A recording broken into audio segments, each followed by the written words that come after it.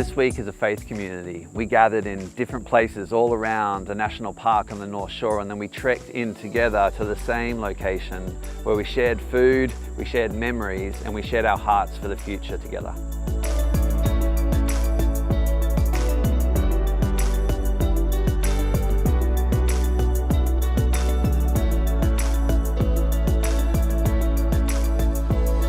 The people of God have always been a nomadic people. A people on the move. Actually, all throughout the Old Testament, we read about this obscure, landless people who are looking for a place to settle. Then in the New Testament, we read about these people who get scattered all around the world, and we're now the extension of that.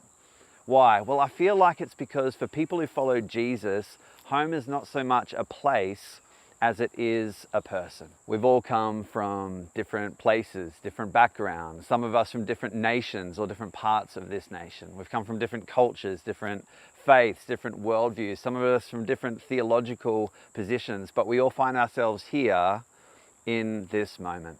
Now, we might not be together for a long time, but as long as we are together, I pray and hope that this faith community is a place where you can love and be well loved, where you can care for and be well cared for, where you can serve and be well served. However it is that you came to be here, we're glad that you're here because we are the church.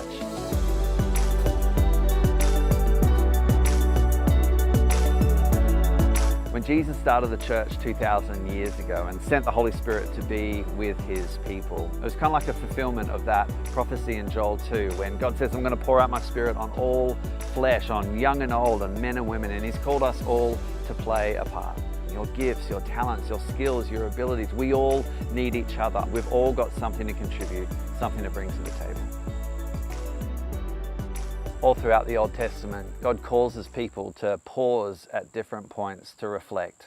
And he often calls them to build rock monuments that kind of act like stones of witness of all that he has done, where he's brought them from and where he's taken them to kind of mark a moment in time, a period in their journey. Actually, God calls the people of God to do this 7 times alone in the book of Joshua. Why? Because we tend to forget, but he wants us to remember. As a church, we've been through a lot over recent times, some challenges of our own making, but many that weren't, including a global pandemic. But in spite of all of that, actually God has carried us and sustained us through this season, and he's now beginning to add to us and to strengthen us as well, even though in a sense we're more difficult to find than ever before. Jesus always said that he would build his church, and that's exactly what he's doing. He's brought us from all different places to this moment.